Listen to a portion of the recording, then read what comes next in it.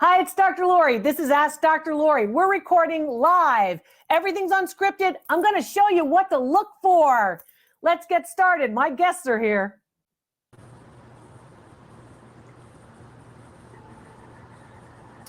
I'd like to talk about this Asian piece. It's green. It looks like it's jade. It's probably not jade, but let's take a look at it. Hi, I'm Dr. Lori. What's your name? My name's Jara. I'm calling from Phoenix, Arizona. Hi, Jara. How did you acquire this piece? I actually got it at Savers. So it was just, I have two of them. Okay. And they were just so green that it looks like jade, but I don't know if it is. Okay, well, can you get it a little closer to the camera? Mm-hmm. Yep. Okay. Probably not jade, but probably another material that looks very much like jade. I will say that I think that the carving is rather nice. I really like the elements, right? The two dragons on the side. Right. I like the form as well. The form is nice. Is the other one the same size? Is it an identical twin? It is the same size. They're slightly different, the carving, but they're a pair. The carving is different, but they're a pair? They're the same. It's just there's slight variations, like it wasn't a mold or something. Right. That's a very good point that you make. So if it were absolutely the same, you might think, oh, it's a mold of some sort, but you actually see that maybe while they are a pair, maybe one of the flowers is a chrysanthemum and the other one's a peony or something, but they're still flowers, right? Right. Okay. And the color is a little bit, this one has some darker green. The other one doesn't have as much dark green. And then the other situation is both of them have these scrolled handled dragons, correct? Yes. Good. Okay. So we want to make sure that you have the pair. So always, of course, make the pair. Someone's eating. Well, that's good. I'm glad you're well, she was paying attention. I have to give her that. She just happens to be snacking. I snack and pay attention to it. I can't talk anyway, but that was funny. So this particular piece, in fact, I would say middle 20th century, probably after World War II. It's not an early 20th century piece. And you bought it at Savers. And how much did you pay for both of them? Did you buy them both at the same time? And were they on the same shelf at They were actually on the same shelf. Yes. And they were $3 each. I always tell folks, look around. If you see something and you like it, so you bought $3 each. If you see something and you like it, and you only see one, keep looking around, because sometimes when they're actually loading the shelves, literally it's just if they find a spot. And if it's very, very crowded, they'll just put one here, and then they don't care that they want to keep the set together. They just put the next one on the next shelf or in the next aisle. So keep your eye out for sets when you're in the thrift stores. Make sure you do that.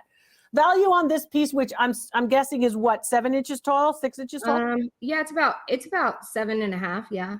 7.5 inches tall is pretty significant. For the two pieces that you got, mid 20th century, Asian style, carved, for the two pieces that you paid $6 for, both pieces together are worth $60. So $30 each for your $6 investment. Not bad. Oh, thank you. Based on actual sales records, Jara. So based on actual sales records, that means someone else in the marketplace has paid that much for those two pieces together.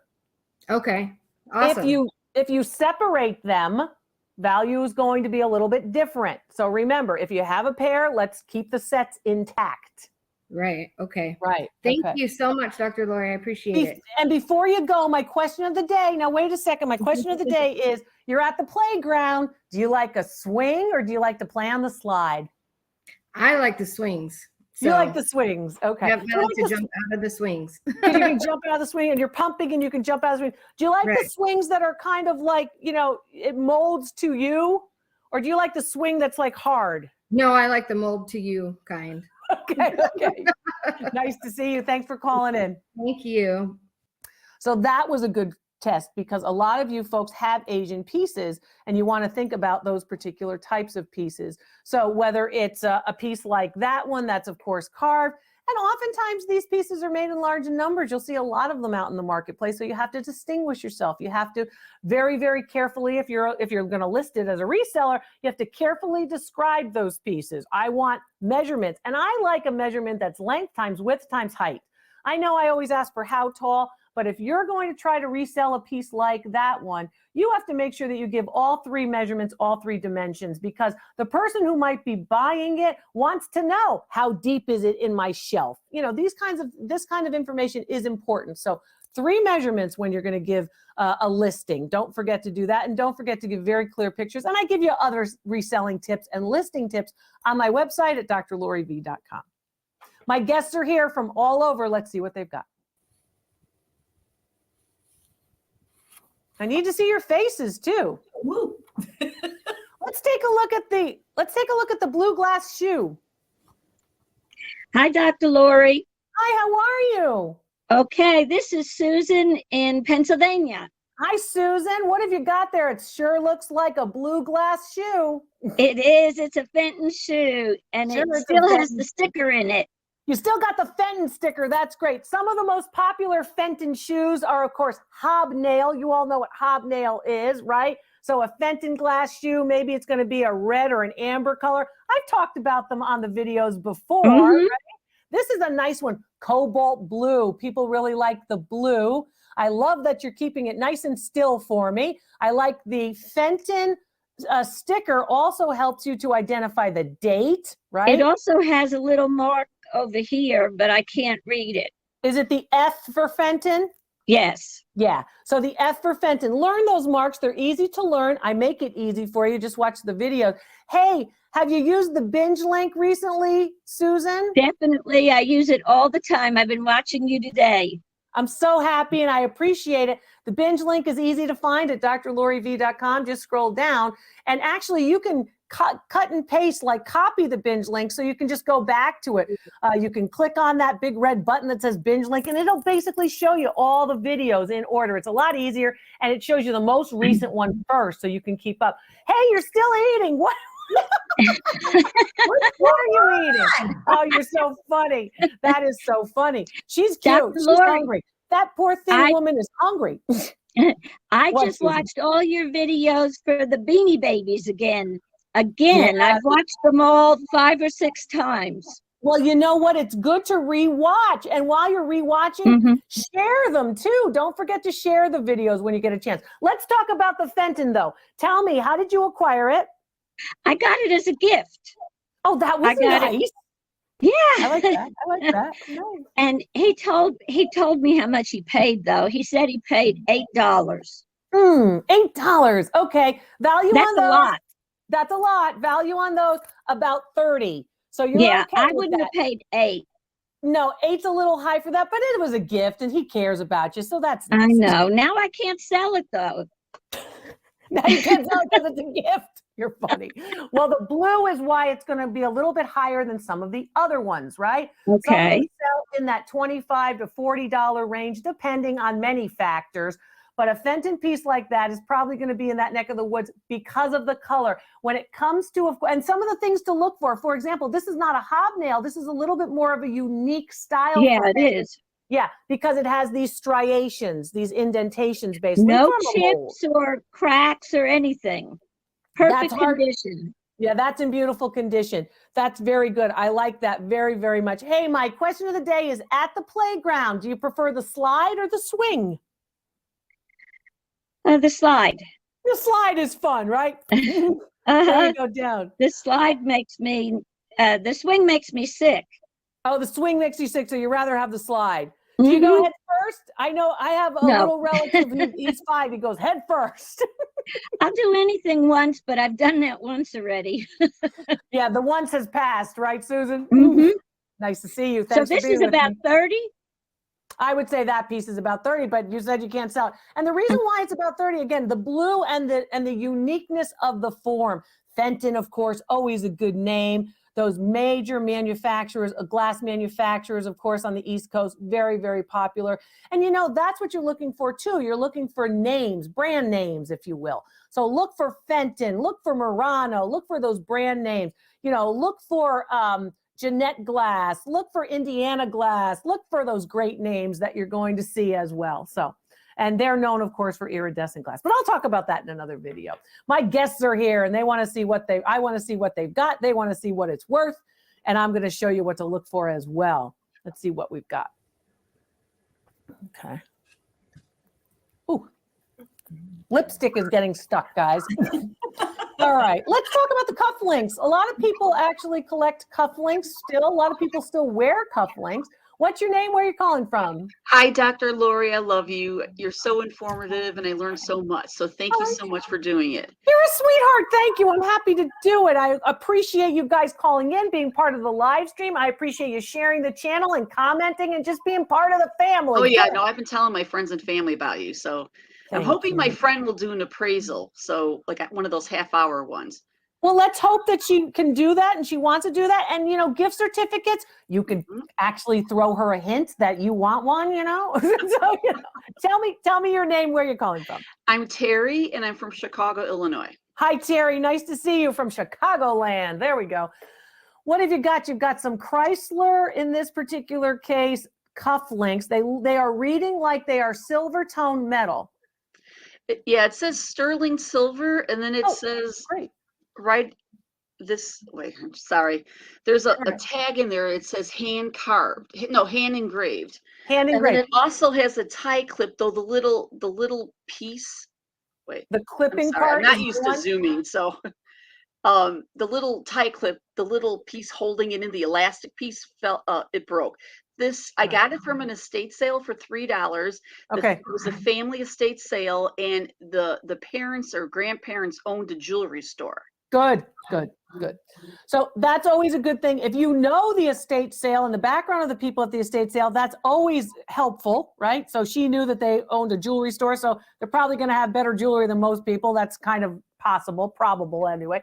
The other thing about it, back it up for me a little bit. Come back away from your camera. There you go, Terry. So a couple of different things. First of all, it is marked sterling silver. The little cartouche, it's sort of the little square area at upper left. Is there an initial in there? There's not. It almost looks like a little miniature mirror. Good. So that's a cartouche. And oftentimes what they would do, and what you're describing as a little miniature mirror, which it's not, is they would put an initial in there. So it would be L for Lori or T for Terry, right? You don't want the initial. You don't want them engraved, because then that reduces who you can resell it to if reselling is your goal. Now, because they're sterling silver, they're worth more money too. If they weren't sterling silver, they're $50, right? You know, for the pair, typically for a swank or other types of mid 20th century to late 20th century tie tacks. These are sterling silver with the tie tack, with the cuff links, the whole set, even with the broken portion, $150 for the sterling silver, cuff links, and tie tack. What did you pay? $3. I tried to negotiate with them, but they were a family-run estate sale, and they wouldn't go down. And this is, I guess, the family owned a store, and this is from the 1970s. Okay, here's the other thing that I want to say to you. Okay, I'm not upset that they didn't want to negotiate down with you. I'm happy that you had the confidence to attempt it. I want you to have the confidence to attempt it. It's very simple to do. I don't care how you do it. Be polite and ask the question. Is this the best you can do? Will you take $2 rather than $3? I don't care how it is, but start to build the confidence. That's what I want you guys to do. I want you to have some confidence in, I'm going to ask. No one's going to get upset with you. Oh, no, and I was polite. I mean, Of if course. they say no, they say no. And you know what I did? That was on Saturday. Yeah. I went back the next day on Sunday.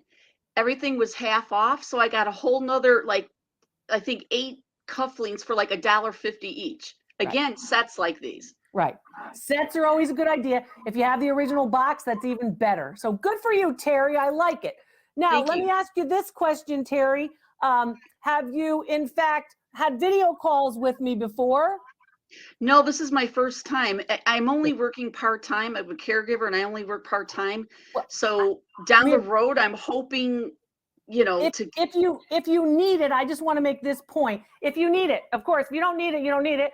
And if it doesn't fit your budget, I don't want you to do it either. But I want you to think about this. It's easy to book. All you have to do is go to the website and look at my schedule and pick the day and time that you want. Before I let you go, I got to have you answer the question of the day.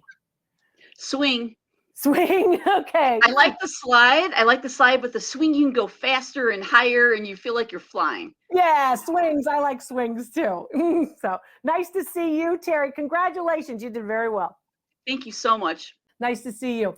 That was a nice that was a nice example for all of you who are at estate sales. Again, the estate sale folks are trying to do their best too, but I want you to have an opportunity and try to negotiate. If it's your first time, I want you to just step your foot in the water a little bit. Try it. When it comes to, of course, sterling silver, the marks are going to be very important, and it might say 925. It might say a lion looking left, like a lion passant. I've taught you about that before, and I teach you about all silver marks on my silver video, my silver mark video. Don't miss it. It'll teach you a lot about how to identify sterling versus all the other things that are trying to look like sterling, and there's a lot of them too. My guests are here. Let's see what they've got. I want to thank all my guests for being with me. It's good to see all of them. Okay, I can't really see what the beads are because they're too close to the camera. It looks like we've got 2 bracelets over there, and then this piece, which might be a ring, but I can't really tell that either. Oh, it's goodness, hard to see because the hands are in the way. Now the hands is blocking the piece. Let's take a look. Let's take a look at the, it looks like a bracelet in blue and a bracelet in green as well. And then we'll see if we can't get to those black pearl-shaped pieces maybe. Hi. Hi, Dr. Lori. How you doing? I'm fine. How are you? Good, thank you. This is Angel from Canada. Hi, Angel. What have you got? You're going to show me one of those bracelets, right? You're going to pick blue or green. You pick one. So because of your teaching, I went to the Pet Save and they were selling these as Murano bracelets. Okay. So I took one and I ran to the car, took out your loop, looked at it and saw the gold specks. So you said, I think it is Murano. Yes. Okay. So then I ran back in and got the other one. Okay. And then when I went online to compare, the in-betweens are what I've seen of others are usually a gold bead. Then they don't have that little gold fringe separation. Right. Okay. Yeah. Okay.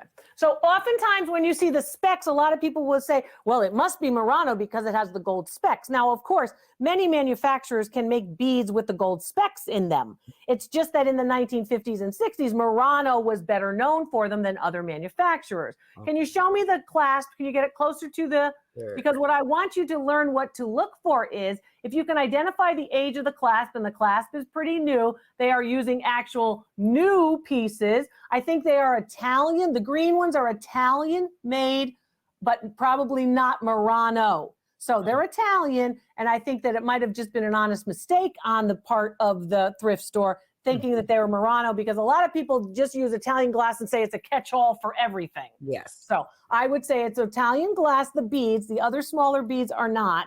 And the clasp is so bright colored. Come closer for me again. They all look like brand new. So brand new that it's probably that these beads are Italian, but the other pieces are actually very, very new. Probably within the last 10 years, that bracelet was put together. The ones that are from the 1950s, 60s, 70s are Murano, and they're worth a lot more. That bracelet's probably worth about $15. How much did you pay? Oh, I paid 20. You paid 20 for both? No, each. You paid 20 each, a little bit high. You paid a little bit high for those. Yeah. And they were like knotted separately and all that. So I thought, oh, no, you know. Well, okay, you know, you can't win all of them, but that was a little bit high. But what I want you to do is I do want you to continue to use that loop, right, to identify what's what. That's a good thing for you.